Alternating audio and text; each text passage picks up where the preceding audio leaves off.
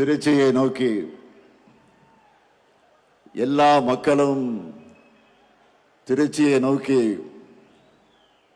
இங்க பாருங்க, திரும்புற திசையெல்லாம் கருப்பு சிவப்பு.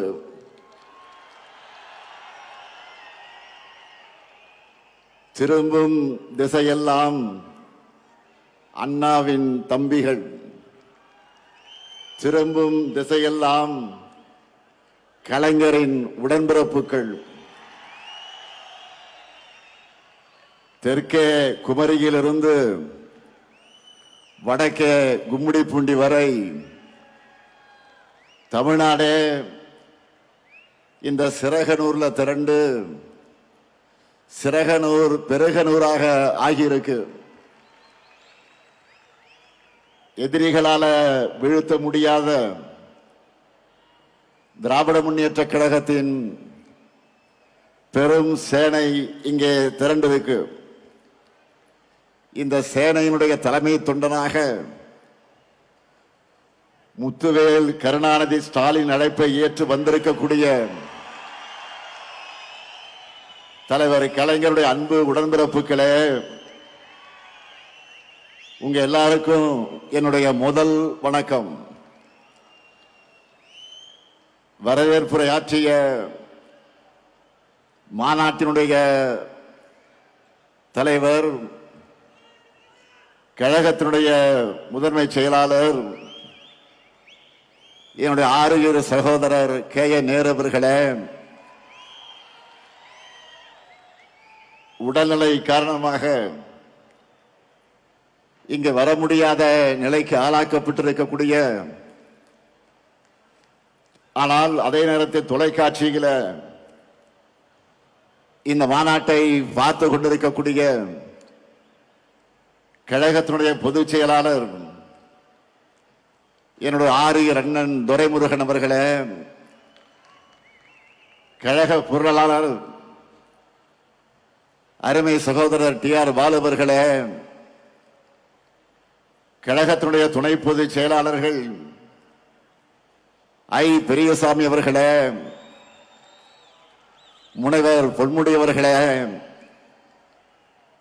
என்னுடைய அன்பு தங்கை கனிமொழி கருணாநிதி அவர்களே,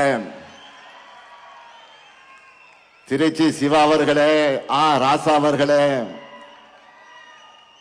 அந்தியூர் செல்வராஜ் அவர்களே, மூப்பே சாமிநாதன் அவர்களே, இளைஞரணியின் செயலாளர்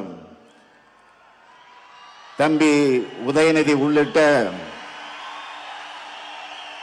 அனைத்து அணிகளின் செயலாளர்களே, பொறுப்பாளர்களே, தலைமை கழகத்தின் நிர்வாகிகளே, ஆற்றல் மிக்க மாவட்ட கழகத்தினுடைய செயலாளர்களே, சட்டமன்ற நாடாளுமன்ற முன்னாள் இந்நாள் உறுப்பினர்களே, அன்பு சகோதரர் முன்னாள் முதல்வர் OPS அவர்களே, உள்ளாட்சி அமைப்புகளின் பிரதிநிதிகளே, இந்த மாநாட்டிற்காக இரவு பகலாக உழைத்திருக்கக்கூடிய ஒருங்கிணைந்த திருச்சி மாவட்ட கழகத்துடைய நிர்வாகிகளே, உங்கள் அனைவருக்கும் என்னுடைய மாலை வணக்கம். கடந்த 3 மாசமா நாம் நடத்துவது மாநாடுகள் தான். தம்பி உதயநிதி அவர்கள் மண்டல வாரியாக நடத்தின இளைஞரணி நிர்வாகிகள் சந்திப்பு மாநாடுகள், என்னுடைய அன்பு தங்கை கனிமொழி அவர்கள் நடத்தின மகளிர் அணியின் வெல்லும் தமிழ் பெண்கள் மாநாடுகள், சென்னை, மதுரை,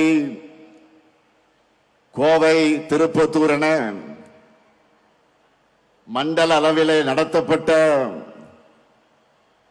பூத் நிர்வாகிகளுடைய பயிற்சி மாநாடுகள்னு லட்சக்கணக்கான நிர்வாகிகள் அழைத்து மாநாடுகள் நடத்தி தேர்தலுக்கான பணிகளை தொடங்கினோம். அதற்கெல்லாம் உச்சமாக இன்று 10 லட்சம் பேர் பங்கெடுத்திருக்கக்கூடிய பெரிதினும் பெரிய மாநாடா திருச்சியில இந்த மாநில மாநாடு நடந்து கொண்டிருக்கிறது. இங்க நான் வந்தப்போ மாநாட்டு என்ட்ரியில இருந்து மேடை வரைக்கும் நீங்க கொடுத்திருக்கக்கூடிய இந்த வரவேற்பு அடாடாடாடாடா, அதே போல உங்க முகத்துல பார்த்த மகிழ்ச்சி இருக்க என்னுடைய வயசை குறைச்சிருக்கு. ஆக அந்த தெம்போடு நின்று கொண்டிருக்கிறேன். போன வாரம் என்னுடைய பிறந்த நாளுக்கு போன்ல எனக்கு மற்ற மாநிலங்களிலிருந்து தலைவர்கள் எல்லாம் வாழ்த்து சொன்னப்போ என்னுடைய வயசை நம்ப முடியலன்னு சொன்னாங்க. இந்த மாதிரி என்னை இளமையா வச்சிருக்க காரணமே நீங்க தான், உங்க அன்பு தான். ஆன்மீக அன்பர்கள் சொல்லுவாங்க, என்ன தவம் செய்தனை, அதுபோல உங்களை எல்லாம் உடன்பிறப்புகளாக பெற நான் என்ன தவம் செய்தேனோ, கோடிக்கணக்கான உடன்பிறப்புகளோட தலைமை தொண்டனா என்னை தேர்ந்தெடுத்தது நீங்க தான். இந்த தாய் தமிழ்நாட்டினுடைய முதலமைச்சரா நான் பொறுப்பேற்க காரணமும் நீங்க தான். உங்களால் தான் நான் வளர்ந்தேன், உங்களால் தான் நான் உயர்ந்தேன், உங்களுக்காகத்தான் நான் வாழுகிறேன். இந்த பாச பிணைப்பு, உடன்பிறப்புகள் என்ற இந்த உயிர் துடிப்பு, இதெல்லாம் இன்றைக்கு நேற்றைக்கு ஏற்பட்ட பந்தமா? திராவிட முன்னேற்ற கழகம் உருவான காலம் தொட்டு 75 ஆண்டுகளாக தொடர்கிற அன்பு இது. பேரறிஞர் அண்ணாவும் முத்தமிழறிஞர் கலைஞரும் அவர் வழிவந்திருக்கக்கூடிய நானும் இந்த பாச உணவைத்தான் உங்களிடத்தில் நான் பார்க்கிறேன். கழக வரலாற்றில் எத்தனையோ திருப்பு முனைகளுக்கு அடித்தளமிட்ட தீரர்கள் கூட்டமாம் திருச்சியில இந்த மாநாட்டை நாம் நடத்தி கொண்டிருக்கிறோம். இந்த மாநாடு எதுக்குன்னு நிறைய பேர் கேட்கிறாங்க. ஒரு கிரிக்கெட் மேட்ச்ல ஃபர்ஸ்ட் பால்ல இருந்து ரன் அடிக்கிறது முக்கியம்தான். அதே சமயம் ஃபைனல் ஓவர்களை அடிச்சு ஆடி லாஸ்ட் பால்ல வின்னிங் ஷாட்டா சிக்ஸர் அடிச்சு ஜெயிக்கிறது என்பது கிராண்ட் பினிஷிங்காக இருக்கும். அப்படிப்பட்ட வெற்றியை 2026 நாம் பெறுவதற்காகத்தான் இந்த மாநாடு. அதுக்காகத்தான் இந்த மாபெரும் மாநில மாநாட்டை இவ்வளவு சிறப்பாக ஏற்பாடு செய்திருக்கிறார் நம்முடைய மாண்புமிகு அமைச்சர் ஆர்வி சகோதரர் திருச்சியின் தீரர் KN நேரு அவர்கள். முதல்ல அவருக்கு தலைவராக என்னுடைய சார்பிலும், மேடையில் இருக்கக்கூடிய தலைமை கழகத்தின் நிர்வாகிகள் சார்பிலும், என் எதிரில் இருக்கக்கூடிய அனைவரின் சார்பிலும் நம்முடைய பாராட்டுக்கள், வாழ்த்துக்கள். நம்ம நேருகிட்ட மாநாடுன்னு சொல்லிட்டாலே போதும், அவருக்குள்ள ஒரு புதிய எனர்ஜி வந்துடும். நாம நினைக்கிறதை விட எப்போ பிரம்மாண்டமாக பண்ணுவதுதான் நேருவுடைய ஸ்டைல். அதனால்தான் நான் எப்பவும் சொல்றது, மாநாடு நான் நேரு, நேரு நான் மாநாடு. இப்ப கூட பாருங்க, 200 ஏக்கர் இடத்தை தேர்ந்தெடுத்து 200 இடங்கள்ல வெல்லணும்னு குறிப்பால தொண்டர்களுக்கு சொல்லிட்டாரு. நமக்கான கிரவுண்ட ரெடி பண்ணி கொடுத்துட்டாரு. இனிமே நாம தொடர்ந்து நாம அடிச்சு ஆடணும். இந்த மாபெரும் மாநாட்டுக்காக அயராது உழைத்திருக்கக்கூடிய அவருக்கும் அவருக்கு துணை நின்ற ஒருங்கிணைந்த திருச்சி மாவட்ட நிர்வாகிகளுக்கும் என்னுடைய பாராட்டுக்கள், வாழ்த்துக்கள். இன்றைக்கு நாம் முழங்கும் ஸ்டாலின் தொடரட்டும், தமிழ்நாடு வெல்லட்டும், இது ஏதோ தனிப்பட்ட ஸ்டாலினுக்காக முழக்கம் அல்ல. நம்ம எல்லாம் உருவாக்கின திராவிட முன்னேற்ற கழகம் தொடரட்டும் என்பதுதான் இதனுடைய உண்மையான பொருள். திருச்சியை மாநாட்டுக்காக நாம் ஏன் தேர்ந்தெடுக்கிறோம்? இது தமிழ்நாட்டுடைய மைய பகுதி மட்டுமல்ல, இதுதான் கழகத்தின் மாநாட்டு பகுதி. இன்றைக்கு நாம் நடத்திட்டு இருக்கிறது 12வது மாநில மாநாடு. இந்த 12 மாநில மாநாடுகள்ல 7 மாநாடுகள் திருச்சியிலே தான் நடந்திருக்கிறது. 1956 2வது மாநில மாநாடு, 1990 6வது மாநில மாநாடு, 1996 8வது மாநில மாநாடு, 2006 9வது மாநில மாநாடு, 2014 10வது மாநில மாநாடு, 2021 11வது மாநில மாநாடு, இதோ இப்போ 12வது மாநில மாநாடு. ஈரோடு தந்த பகுத்தறிவு புரவலர் தந்தை பெரியார் மாளிகை கட்டி வாழ்ந்தது இதே திருச்சியில தான். தனித்தனி இயக்கம் நடத்திய போதும் கொள்கையால் ஒருபோதும் பிரியாத தந்தை பெரியாரும் பேரறிஞர் அண்ணாவும் வெவ்வேறு வழக்குகளில் ஒரே சிறையில் இருந்தது இதே திருச்சியிலே தான். ரயில்வே சந்திப்பின் ஒரு முனையில் தந்தை பெரியாரும் மறுமுனையில் முத்தமிழக தலைவர் கலைஞரும் இந்திய எழுத்து அழிப்பு போராட்டத்தை நடத்தினதும் இதே திருச்சியில தான். கள்ளக்குடி போராட்டத்தில் கைதான தலைவர் கலைஞர் சிறையில் அடைக்கப்பட்டதும் இதே திருச்சியில தான்.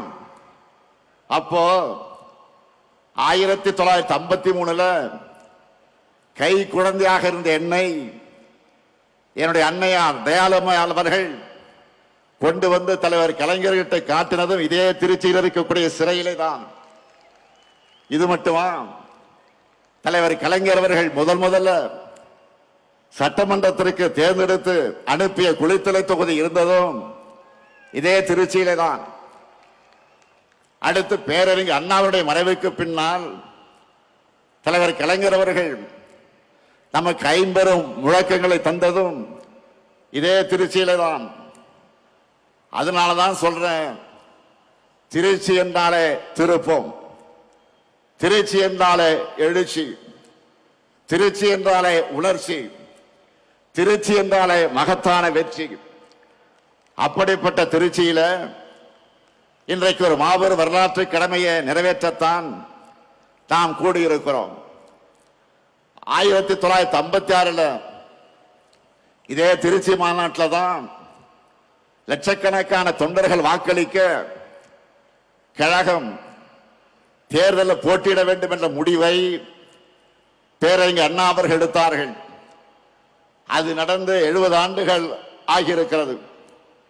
இந்த தருணத்தில் தந்தை பெரியாரால் கொள்கை உரம் பெற்று பேரறிஞர் அண்ணா அவர்களால் பக்குவப்படுத்தப்பட்டு தமிழக தலைவர் கலைஞர் அவர்களால் வழிநடத்தப்பட்ட நாம தான் தமிழ்நாட்டை தொடர்ந்து ஆள வேண்டும் என்ற உறுதியை இந்த மாநாட்டில் எடுத்துக்கொள்ள வேண்டும்.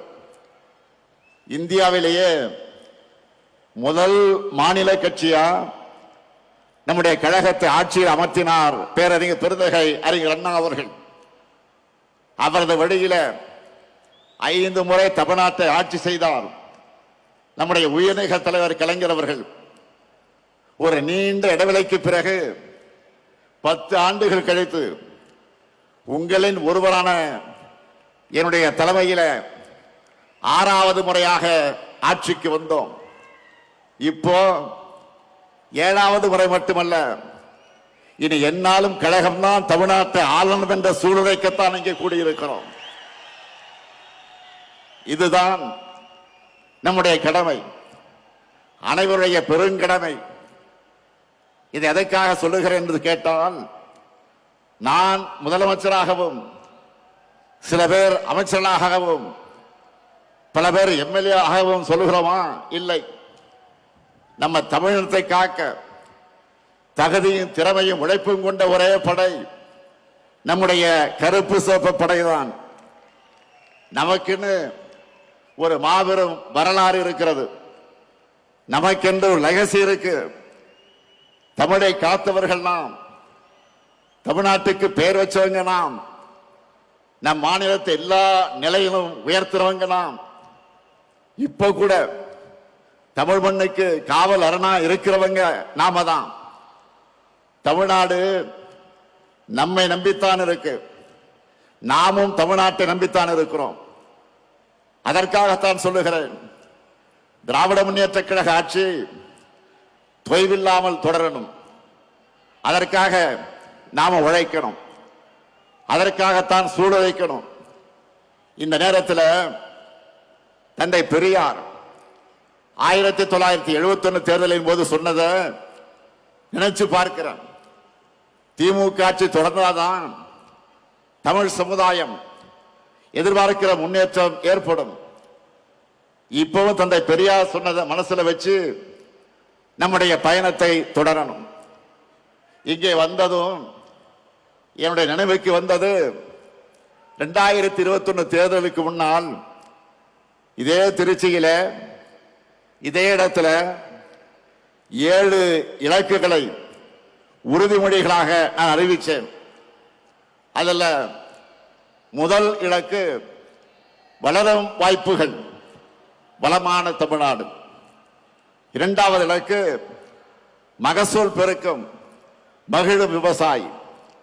3வது இலக்கு குடிமக்கள் அனைவருக்கும் குறையாத தண்ணீர்.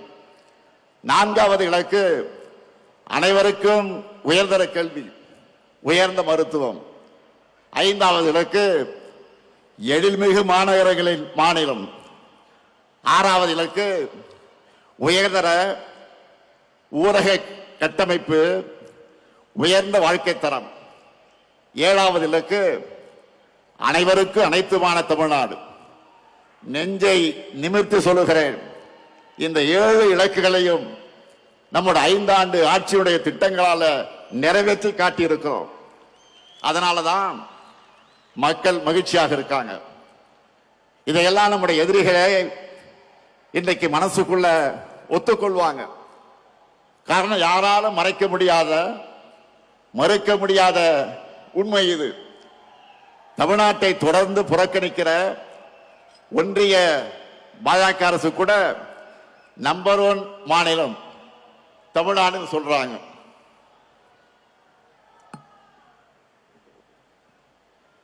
உலக பத்திரிகைகளை சூப்பர் ஸ்டார் ஸ்டேட் தமிழ்நாடுன்னு பாராட்டுறாங்க. அந்த அளவுக்கு நாம கெத்தா முன்னேறி இருக்கிறோம். கடந்த 5 ஆண்டுகள்ல நாம செஞ்சிருக்கக்கூடிய சாதனைகளை நினைச்சு பாருங்க. எத்தனை நெருக்கடிகள், எத்தனை பிரச்சனைகள் தகர்த்து நாம முன்னேறி இருக்கோம். 3 நாட்களுக்கு முன்னாடி கூட சென்னையில் 2030க்கான 14 உறுதிமொழிகளை ஸ்டாலின் ஸ்டேட்மெண்ட்னு நான் அறிவிச்சேன். அந்த மேடையில் அமைச்சர்கள் ஒவ்வொரு துறையிலும் நம்ம என்ன சாதிச்சிருக்கிறோம்னு சொன்னாங்க.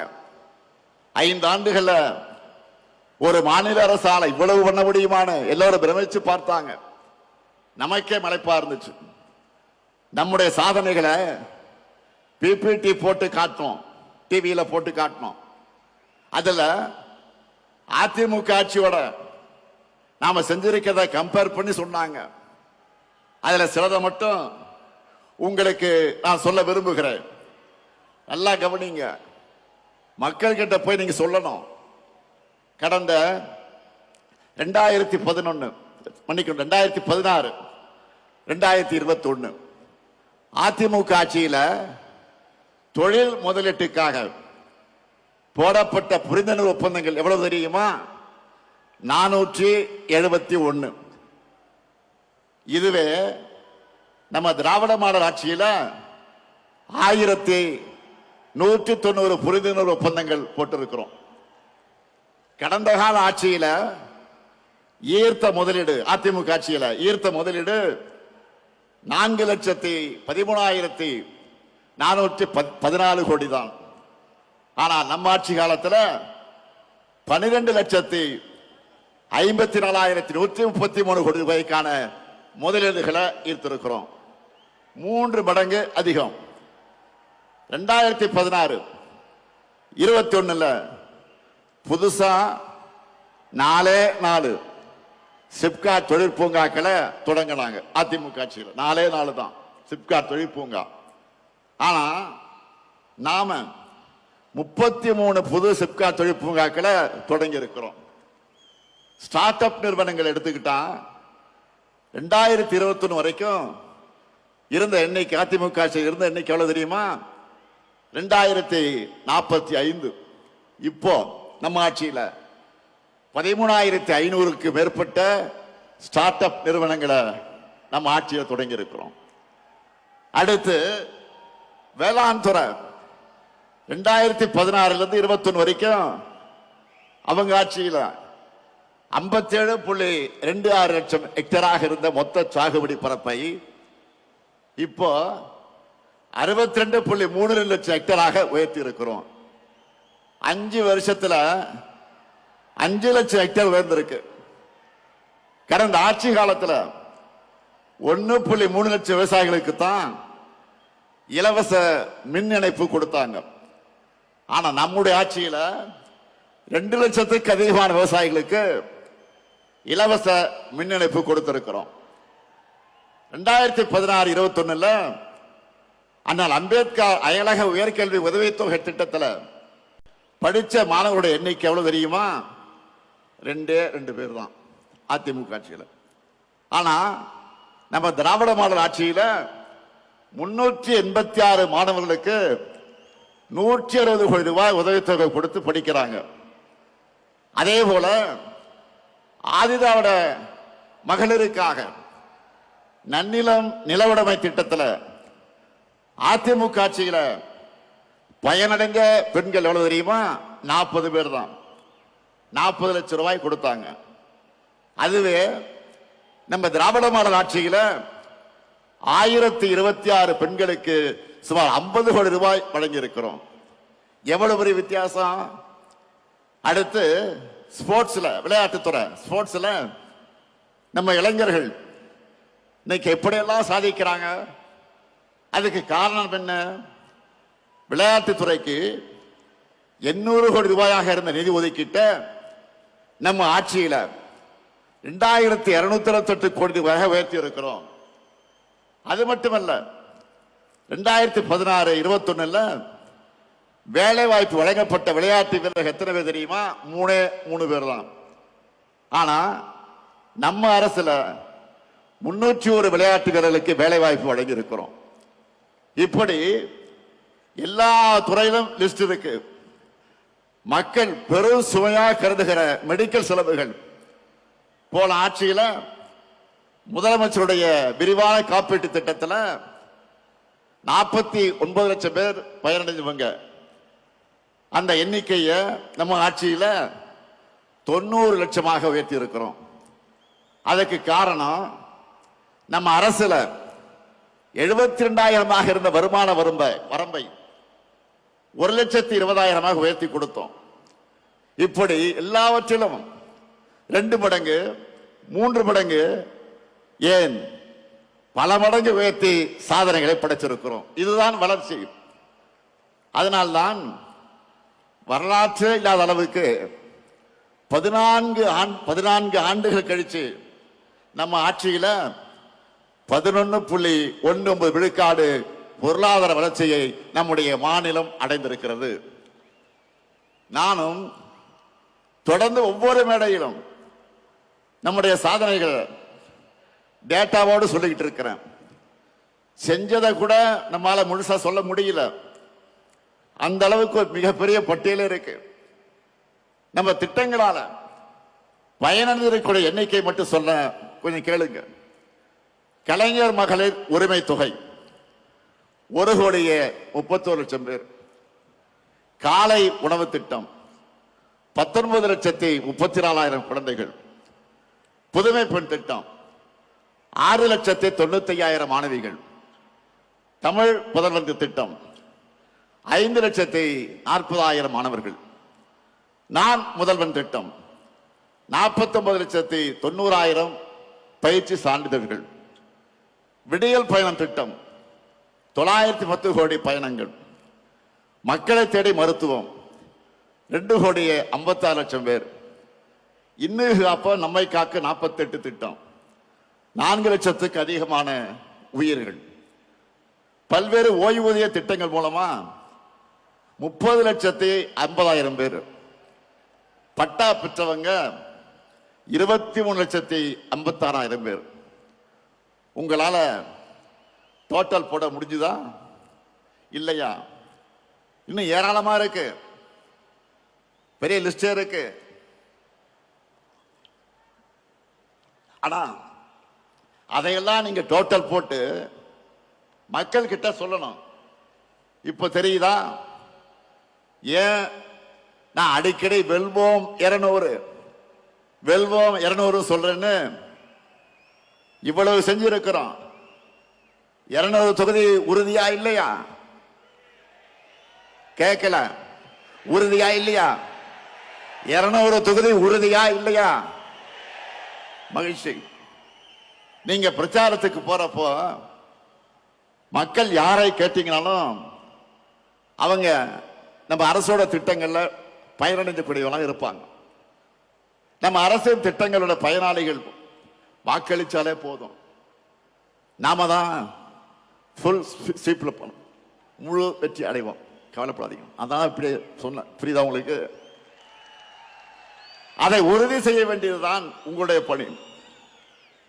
இதே திருச்சி சிறகனூர்ல 5 ஆண்டுகளுக்கு முன்னாடி நான் சொன்ன வாக்குறுதிகளை நிறைவேற்றி காட்டிட்டு இன்றைக்கு மக்கள் முன்னாடி தெம்பா நம்பிக்கையா நிக்கிறேன். அடுத்து விரைவில் விரிவான தேர்தல் அறிக்கை தங்கை கனிமொழி தலைமையில தயாராகி கொண்டிருக்கிறது. விரைவில் அது வெளியிட போறோம். சமீபமா கவனிச்சிங்களா? மற்ற அரசியல் கட்சிகள் எல்லாம் ஏதோ இன்ஸ்டால்மெண்ட்ல தேர்தல் அறிக்கையை வெளியிட்டு இருக்காங்க. அதுல என்ன அறிவிக்கிறாங்க? நம்முடைய திராவிட மாடல் அரசு சார்பில் நாம் நிறைவேற்றி கொண்டிருக்கக்கூடிய திட்டங்களை டாப் அப் பண்ணி அப்படியே காப்பி எடுத்து அறிவிக்கிறாங்க. அவ்வளவுதான். ஏன்னா அவங்களுக்கும் வேற வழி இல்லை. நம்ம ஆட்சியில நிறைவேற்றிருக்கக்கூடிய திட்டங்களை இனி யாராலும் மாற்ற முடியாது, எவராலும் நிறுத்த முடியாது. யோசிச்சு பாருங்க. நாம வழங்குகிற மகளிர் உரிமை தொகையை யாராலும் நிறுத்த முடியுமா? முடியவே முடியாது. அப்படி அவங்க நினைச்சால அவங்க வீட்டு பெண்களை அவங்களுக்கு கட்சிக்கு ஓட்டு போட மாட்டாங்க, வீட்டை விட்டு வெளில அனுப்பிச்சிடுவாங்க. அதனாலதான் இப்ப அதிகப்படுத்தி அறிவிக்கிறாங்க. அடுத்து பள்ளி குழந்தைகளுக்கான காலை உணவு திட்டத்தை யாராவது கை வைக்க முடியுமா? சொல்லுங்க, முடியுமா? அந்த குழந்தைகளை பட்டினி போட்டா தமிழ்நாட்டு மக்கள் அவங்க சும்மா விட மாட்டாங்க. அதே மாதிரி பெண்களுக்கான விடியல் பயண திட்டத்தை அவங்களால மாற்ற முடியுமா? முடியாது.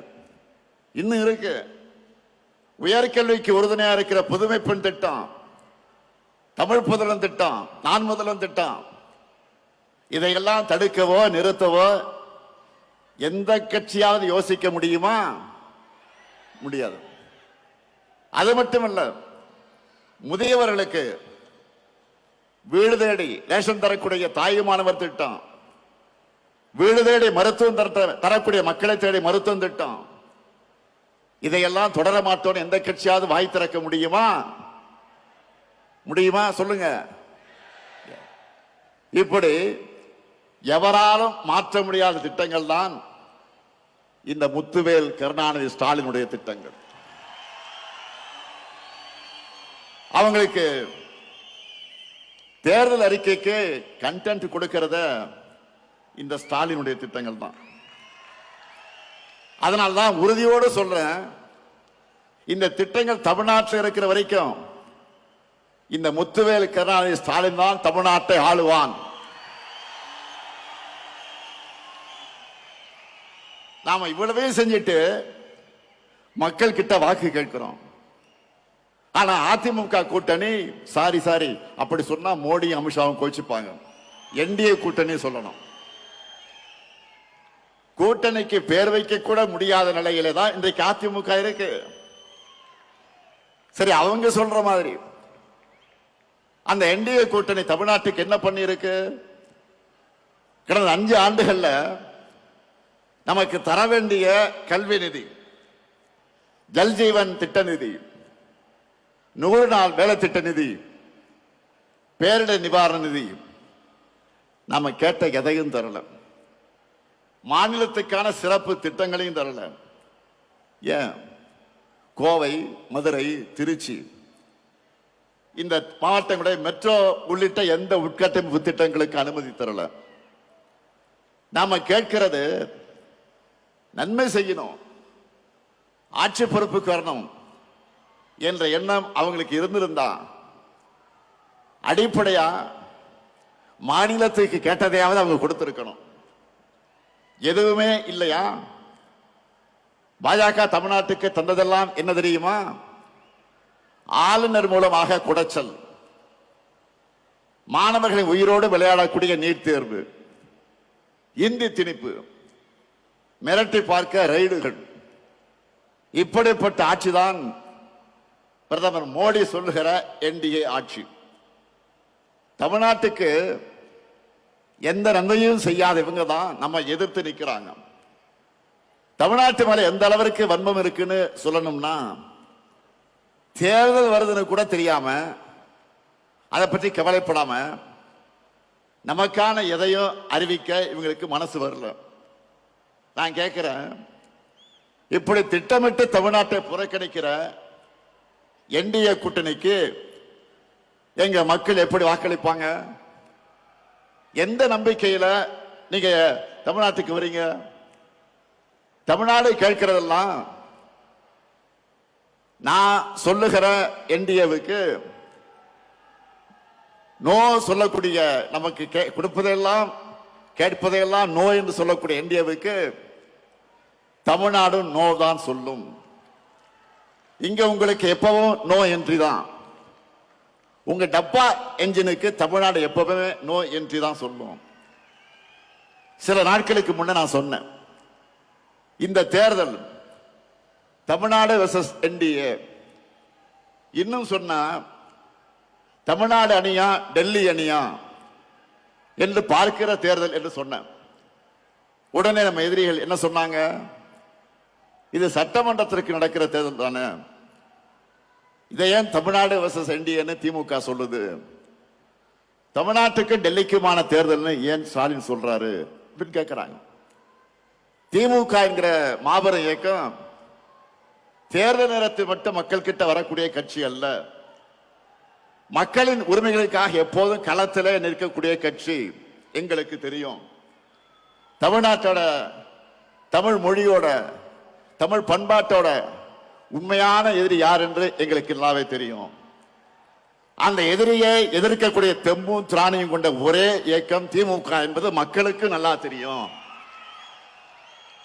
அதிமுக என்கிற முகமடியை போட்டுக்கிட்டு வந்தா எங்களுடைய தமிழ்நாட்டு மக்களுக்கு உங்களை அடையாளம் தெரியாம போயிடுமா? உங்களுடைய முகத்திலே கிழிச்சு தமிழ்நாட்டு மக்கள் கிட்ட நாங்க அம்பலப்படுத்துவோம். தமிழ்நாட்டை எப்படியாவது நம்ம கிட்ட இருந்து விழுங்கி விடலாம் என்று நினைக்குது இந்த காவி கூட்டம். எங்க கருப்பு பொட்டாளம் இருக்கிறவரை அது நடக்கவே நடக்காது. உங்க அப்பனே வந்தால் நடக்காது, நடக்க விட மாட்டோம். இது அவங்களுக்கு எல்லாம் தெரியும். அதனாலதான் அதிமுக என்ற கட்சியை கொஞ்சம் கொஞ்சமாக விழுங்குறாங்க. அரசியல்ல நேர் எதிரியா இருந்தாலும் அதிமுக தொண்டர்கள் மேல நாங்கள் உண்மையாக பரிதாபப்படுகிறோம்.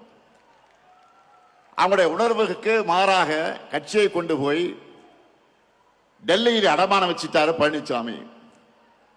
தன் சொந்த நலனுக்காக, சுயநலத்திற்காக எப்படியாவது முதலமைச்சராக ஆகணும் என்ற நப்பாசையில பழனிசாமி அடிமையா கிடக்கிறாரு. அவரை வச்சு ஒட்டுமொத்த அதிமுகவை அழிக்கிற வேலையை பாஜக செஞ்சுக்கிட்டு இருக்கு. இப்ப கூட பீகார்ல என்ன நடக்குது நாடே பார்க்குத. பீகார் மாநிலத்தில் இதுவரை பாஜக முதலமைச்சர் இருந்ததே கிடையாது.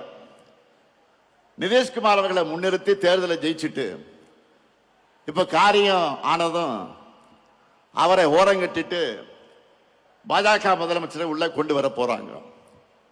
இதையே தான் தமிழ்நாட்டிலையும் பண்ணலாம்னு ட்ரை பண்றாங்க. நான் அடிச்சு சொல்றேன், சேலஞ்ச் பண்ணி சொல்றேன், இந்த முத்துவேல் கருணாநிதி ஸ்டாலினும் எங்க திமுக இருக்கிறவரை பாஜகவால் தமிழ்நாட்டை ஆள முடியவே முடியாது. நீங்க அந்தர்பல்ட்டி அடிச்சாலும், என்ன முகமடி போட்டு கொண்டு வந்தாலும், புதுசா யாரை கூட்டிக்கிட்டு வந்தாலும், எத்தனை ஏவல் அமைப்புகளை வச்சு மிரட்டி பார்த்தாலும் தமிழ்நாடு எப்பவுமே உங்களுக்கு அவுட் ஆஃப் கண்ட்ரோல் தான். நாங்கள் பார்க்காத படையெடுப்பா, திமுக பார்க்காத மிரட்டலாம். நீங்க இந்தியா மேப்பில் இருக்க எந்த மாநிலத்து மேல வேணும்னாலும் காவி அடிச்சிடலாம். ஆனா தமிழ்நாட்டில் உங்க பாச்சா பலிக்கவே பலிக்காது. இங்க எப்பவுமே நாங்க தான், எங்க மண்ணில் நாங்க தான் ஜெயிப்போம், நாங்க மட்டும்தான் ஜெயிப்போம். இங்க கூடி இருக்கக்கூடிய ஒவ்வொரு உடன்பிறப்பும் மக்கள் கிட்ட போகும்போது சொல்ல வேண்டியது என்ன? நடக்க இருக்கிற தேர்தல் திமுக வெர்சஸ் என்டிஏ கிடையாது, தமிழ்நாடு வெர்சஸ் என்டிஏ. இன்னும் எளிமையா சொல்லணும்னா, வெல்லப்போவது தமிழ்நாடு அணியா டெல்லி அணியா என்பதுதான் 2026 தேர்தல். இதுல தமிழ்நாடு அணி வெற்றி பெறணும்னா திமுக தலைமையிலான மதச்சார்பற்ற முற்போக்கு கூட்டணி தான் வெற்றி பெறணும். உங்க வாக்குகளை திமுகவுக்கும் கூட்டணி கட்சிகளுக்கும் போடுங்கன்னு கேளுங்க. இதுதான் நீங்க அடுத்த 2 மாசத்துக்கு இடைவிடாம மக்கள் கிட்ட பரப்ப வேண்டிய மெசேஜ். அதே போல இங்க வந்திருக்கக்கூடிய உடன்பிறப்புகளுக்கு நான் வைக்கிற இன்னொரு வேண்டுகோள் என்பது, உதயசூரியன் சின்ன வெற்றி பெற நீங்கள் ஒவ்வொருத்தரும் எந்த அளவுக்கு உழைக்கிறீங்களோ அந்த உழைப்பை நம்ம கூட்டணி கட்சியின் சின்னங்களின் வெற்றிக்கும் கொடுக்கணும். ஏன்னா நம்முடைய சாதனைகள் கொள்கையில் மட்டும் நம்மளுடைய பலம் அல்ல, 4வது பொது தேர்தலை இணைஞ்சு சந்திக்கிற கூட்டணியும் நம்முடைய பெரிய பலம் தான். மற்றவங்களை மாதிரி வெறும் தேர்தலுக்காக எலெக்ஷன் சீசன்ல மட்டும் நாம கூட்டணி வைக்கல. கொள்கையின் அடிப்படையில் கொள்கை தோழர்களான கூட்டணி கட்சி அந்த வேட்பாளருக்கு நீங்க களத்தில் கடுமையா உழைக்கணும் என்று நான் கேட்டுக்கொள்கிறேன். மக்களை போய் சந்திக்கிற நீங்க இன்னொரு விஷயத்தையும் சொல்லுங்க. தமிழ்நாட்டில் இதுவரை பேரறிஞர் அண்ணா, முத்தமிழறிஞர் கலைஞர், மக்கள் தலைவர் எம்ஜிஆர், அம்மையார் ஜெயலலிதா ஆகியோர் முதலமைச்சராகணும் என ஓட்டு போட்டு மக்கள் தேர்ந்தெடுத்தாங்க. நல்லா கவனிங்க, மறுபடியும் சொல்றேன்.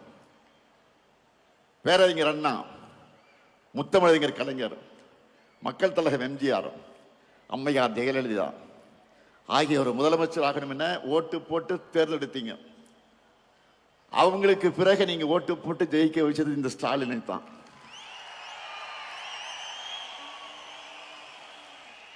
கடந்த 5 ஆண்டு செய்திருக்கக்கூடிய சாதனைகளை விட அடுத்த 5 ஆண்டுகள் இன்னும் தமிழ்நாட்டுக்கு அதிக சாதனைகளை செய்வார் எங்க தலைவர். தைரியமா சொல்லுங்க மக்களிடத்துல. தமிழ்நாட்டை தொடர்ந்து நம்பர் 1 மாநிலமாக்க எங்க தலைவருக்கு ஆதரவு கொடுங்க, நம்பிக்கையோடு வீடாப்பி சொல்லுங்க. நம்மால பயனடைஞ்சவங்க நிச்சயம் உங்களை வரவேற்பாங்க. இந்த ஸ்டாலின் தலைமையிலான திராவிட மாடல் ஆட்சி தான் சொன்னதை செய்யும், சொல்லாததையும் செய்யும் என்பது மக்களுக்கு நல்லா தெரியும். அதனால தேர்தலுக்காக உழைக்க நான் ரெடி, நீங்க ரெடியா? நம் மண் மொழி மக்களை காக்க நான் ரெடி, நீங்க ரெடியா? திராவிட மாடல் 2.0க்கு நான் ரெடி, நீங்க ரெடியா? நம்முடைய வெற்றி கழகத்தோட வெற்றி மட்டுமல்ல, ஒட்டுமொத்த தமிழ்நாட்டின் வெற்றி. அதை உணர்ந்து உழைக்கணும். 7வது முறையும் நாம தான், இனி எப்போது நாம தான். திருச்சியின் எழுச்சி தமிழ்நாடு எங்கும் பரவட்டும், திராவிட மாடல் நல்லாட்சி தொடரட்டும், தமிழ்நாடு வெல்லட்டும். மீண்டும் வெல்வோம், மீண்டும் மீண்டும் வெல்வோம், வெல்வோம் ஒன்றாக. நன்றி, வணக்கம்.